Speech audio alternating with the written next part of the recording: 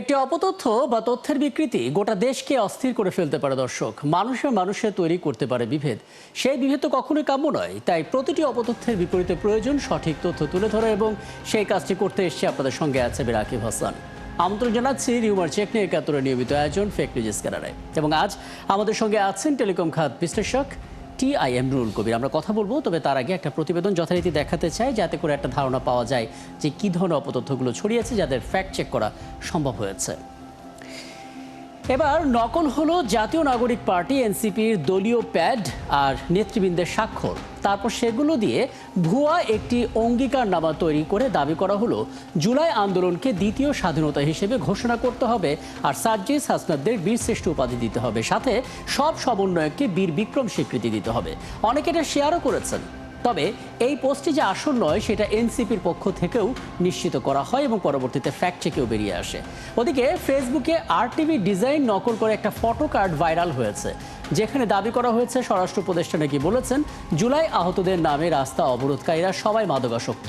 পরে fact check করে দেখা গেল স্বরাষ্ট্র উপদেষ্টা এমন কথা বলেননি, আর আরটিভিও এমন কোনো ফটো কার্ড তৈরি করেনি। দর্শক, চলুন শুরুতে জেনে নিই কী কী অপতথ্যগুলো ছড়িয়েছে তার ফ্যাক্ট চেক, তারপর আমরা আলাপে যাব। জাতীয় নাগরিক পার্টি এনসিপির দলীয় প্যাডে এবং নেতৃবৃন্দের স্বাক্ষরে জুলাই সনদ অঙ্গীকারনামা শিরোনামে ৭ দফা দাবি সংবলিত একটি অঙ্গীকারনামা ফেসবুকে প্রচার করা হচ্ছে, যেখানে ৫ আগস্ট দ্বিতীয় স্বাধীনতার পাশাপাশি সার্জিস হাসনাত নাহিদদের বীরশ্রেষ্ঠ উপাধি দিতে হবে এমন দাবিও উল্লেখ করা হয়। তবে এই পোস্টটি যে মিথ্যা সেটা নিশ্চিত করে fact checking platform fact watch. প্রতিষ্ঠানটি জানায় এনসিপি এমন কোনো অঙ্গীকারনামা দেয়নি। রাজনৈতিক দলটি শনিবার নিজেদের ভেরিফাইড ফেসবুক পেজেও বিষয়টি নিশ্চিত করেছে। ওদিকে ফেসবুকে আরটিভি ডিজাইন সংবলিত একটা ফটো কার্ড ছড়িয়ে পড়েছে, যেখানে দাবি করা হয় স্বরাষ্ট্র উপদেষ্টা নাকি বলেছেন জুলাই আহতদের নামে রাস্তা অবরোধকারীরা সবাই মাদকাসক্ত, তারা মাদকের টাকার জন্য আন্দোলন করছে। তবে ফ্যাক্ট চেক করে সত্যিটা সামনে আনে রিউমার স্ক্যানার টিম। তারা জানায় এমন মন্তব্য স্বরাষ্ট্র উপদেষ্টা করেননি এবং আরটিভিও এমন ফটো কার্ড পোস্ট করেনি।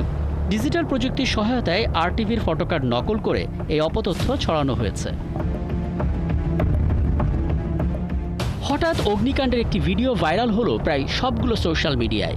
ক্যাপশনে দাবি করা হয়েছে আজ কাকরাইলে জাতীয় পার্টির অফিসে আগুন দিয়েছে এনসিপি। তবে ফ্যাক্ট চেক করে দেখা গেল এই দাবিটিও মিথ্যা। ভিডিওটি গত বছরের ৩১ অক্টোবরের। সে সময় জাতীয় নাগরিক পার্টিই তৈরি হয়নি। এসবের মাঝে সামাজিক যোগাযোগ মাধ্যমে বাংলাদেশ পুলিশের লেটার হেডে একটি ছবি প্রচার করা হয়েছে। সেখানে দাবি করা হয় এটি জুলাই সনদে বাংলাদেশ পুলিশের ১১ দফা, যেটাকে নাকি বিবেচনায়ও নেওয়া হয়েছে। পরে ফ্যাক্ট চেক করে দেখা গেল পোস্টটি আসল নয়। বাংলাদেশ পুলিশের পক্ষ থেকেও আলোচিত ছবিটি যে ভুয়া সেটি নিশ্চিত করা হয়েছে। এখানে শেষ নয়, ঢাকা বিশ্ববিদ্যালয় উত্তপ্ত, হঠাৎ অ্যাকশনে ছাত্রলীগ, জয় বাংলা স্লোগান দিয়ে হলে প্রবেশ করে এক ধাওয়াতে মাঠ দখল ছাত্রলীগের, এমন শিরোনামের একটি ভিডিও সামাজিক যোগাযোগ মাধ্যমে প্রচার করা হয়েছে। তুমুল উত্তেজনাও তৈরি হলো কমেন্ট সেকশনে। শেষে অনুসন্ধানে জানা গেল প্রচারিত ভিডিওটি গত বছরের ১৫ জুলাই বৈষম্য বিরোধী ছাত্র আন্দোলন চলাকালে। পুরনো এই ভিডিওটি এখন নতুন দাবিতে ছড়িয়ে দেওয়া হচ্ছে। দর্শক, আজ ফ্যাক্ট চেক বিশ্লেষণ করে দেখা যাচ্ছে পুরাতন ভিডিওর সাথে ভিন্ন অডিও যুক্ত করে নতুন করে ছড়িয়ে দেওয়া হচ্ছে। সচেতনভাবেই চটকদার শিরোনাম ব্যবহার করা হচ্ছে এবং সবকটি সামাজিক যোগাযোগ মাধ্যমে ধারাবাহিকভাবে পোস্ট করা হচ্ছে। রাকিব হাসান, ৭১। দর্শক, আমরা মোটামুটি ধারণা পেলাম যে কী ধরনের অপতথ্যগুলো ছড়িয়েছে, এবং দেখা গেছে যে পরিমাণ অপতথ্যগুলো ছড়িয়েছে সেগুলো সব ফ্যাক্ট চেকগুলো আসলে যদি দেখানোর সময় হতো তাহলে আমরা দেখতে পেতাম যে কী ধরনের অপতথ্যগুলো ছড়িয়েছে এবং কোন কোন খাত আসলে এই সমস্ত অপতথ্যের মধ্যে ঢুকে গেছে। আমরা আলাপ করতে চাই, আগে জানিয়েছি আমাদের সঙ্গে আছেন টেলিকম খাত বিশ্লেষক টি.আই. এমরুল কবির। জনাব টি.আই. এমরুল কবির, আপনাকে আমন্ত্রণ জানাচ্ছি। এবং একটা বিষয় আসলে আপনার কাছ থেকে একটু স্পষ্ট হতে চাই। আমাদের তো নানা রকমের অপতথ্যের বিপরীতে সক্ষমতার কথা বলা হয়। সাধারণত ডিজিটাল লিটারেসি, মানুষের সচেতনতা, নৈতিকতা, এই সমস্ত জায়গাগুলোকে খুব বেশি গুরুত্ব দেওয়া হয়। কিন্তু যেটা আসলে সবচেয়ে বেশি গুরুত্ব দেওয়া উচিত ছিল যে বড় বড় টেক জায়ান্টদের সঙ্গে নেগোসিয়েশন, যে আমার একটা আপত্তির কারণে ফেসবুক হয়তো একটা পোস্ট ডিলিট করে ফেলতে পারে। মানে এই জায়গাটা আসলে কতটা তৈরি করা যাচ্ছে বা আদৌ আমরা তৈরি করতে পারছি কিনা, সেদিকে আমরা কতটা এগোচ্ছি আসলে? ধন্যবাদ। আপনি অত্যন্ত পার্টিনেন্ট একটা প্রশ্ন রাখলেন। যে আমরা আজকে যে জিনিসটা দেখলাম যে ইউএস এর ট্যারিফ নেগোসিয়েশনে আমরা একটা সফলতা পেয়েছি এবং আমরা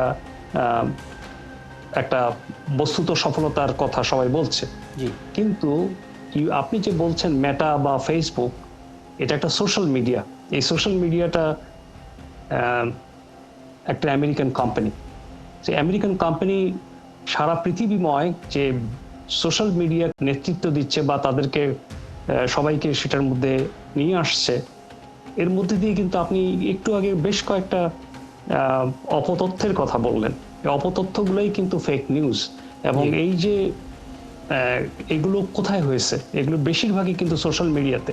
এবং সোশ্যাল মিডিয়াতে দেখা যায় যে আপনার স্বয়ং আমেরিকাতে প্রেসিডেন্সিয়াল ইলেকশনে বেশ কিছু অপতথ্য প্রচার করে চটকদার নিউজ দিয়ে এবং অপোনেন্ট পার্টিকে ঘায়েল করার জন্য বা ইলেকশনে ম্যানুভার করার জন্য বেশ কিছু কাজ হয়েছে, যেটা কিন্তু পরবর্তীতে ধরা পড়েছে।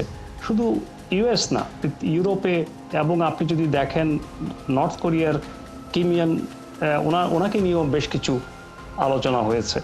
এগুলো আপনি যেগুলো বলছেন, এগুলো আমাদের সামনে নির্বাচন আছে, রাজনৈতিক অনেক আলোচনা হচ্ছে।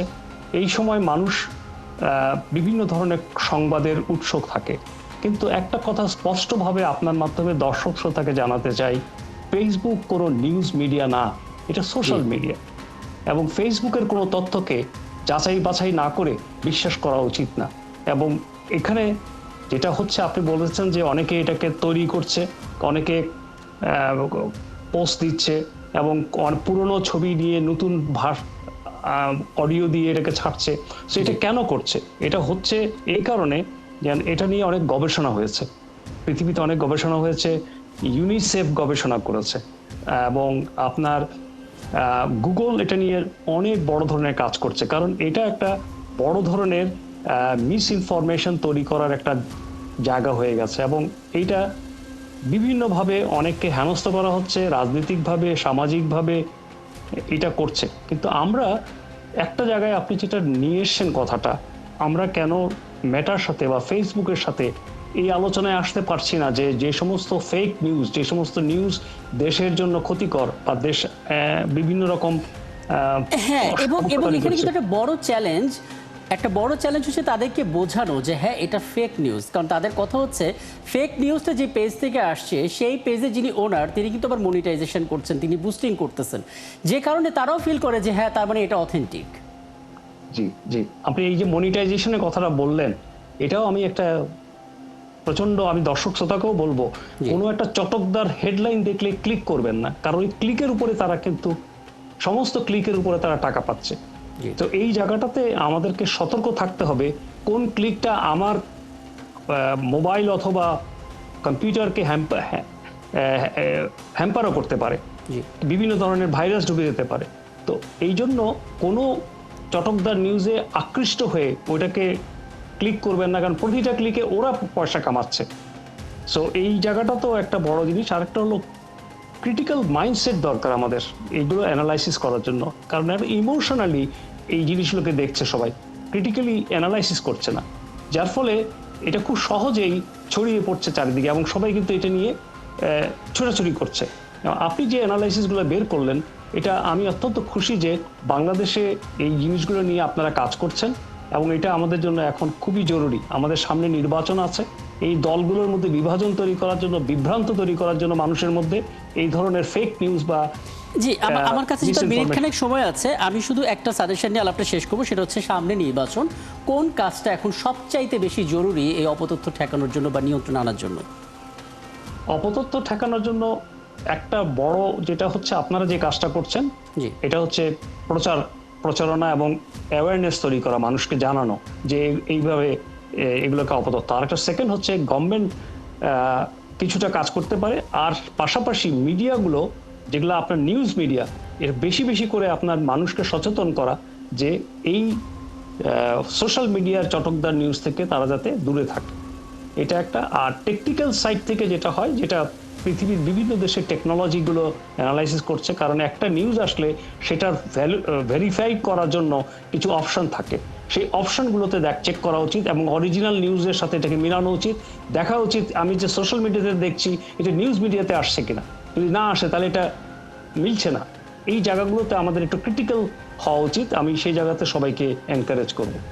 আপনাকে অনেক ধন্যবাদ, আপনি আমাদেরকে সময়টা দিয়েছেন এবং অনেক গুরুত্বপূর্ণ বিষয়গুলো উঠে আসলো। নিশ্চয়ই সামনের আয়োজনে আমরা এখান থেকে পরবর্তী আলাপটা শুরু করতে পারবো। অনেক ধন্যবাদ যুক্ত হওয়ার জন্য। আমাদের সঙ্গে ছিলেন এতক্ষণ টেলিকম খাত বিশ্লেষক TIM রুহুল কবির, এবং যেই অপতথ্যগুলো আপনাদেরকে দেখালাম, ফ্যাক্ট চেক তুলে ধরলাম, সেগুলো আসলে থামানোর পথগুলো নিয়ে আমরা সমাধানের বিষয়টা নিয়ে কথা বলছিলাম। এবং আপনারা আছেন ফ্যাক্ট চেক নিয়ে 71-এর নিয়মিত আয়োজন ফ্যাক্ট নিউজ স্ক্যানারে। প্রতিদিন আমরা রিউমার দূর করতে হাজির হব ঠিক একই সময়ে একইভাবে, এবং আপনি যুক্ত হতে পারেন যে কোনো খবর যদি আপনাকে সংশয় ফেলে সেটা একটি স্ক্রিনশট আমাদেরকে মেইল করতে পারেন।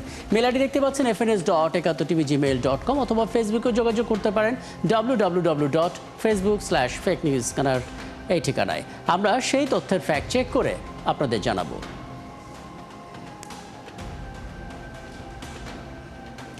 মনে রাখবেন দর্শক, চটকদার শিরোনাম দেখলে ক্লিক করবেন না। বিশ্বাস আর প্রতিক্রিয়া জানানোর আগে অবশ্যই ফ্যাক্ট চেক করুন। থাকুন 71-এর সাথেই।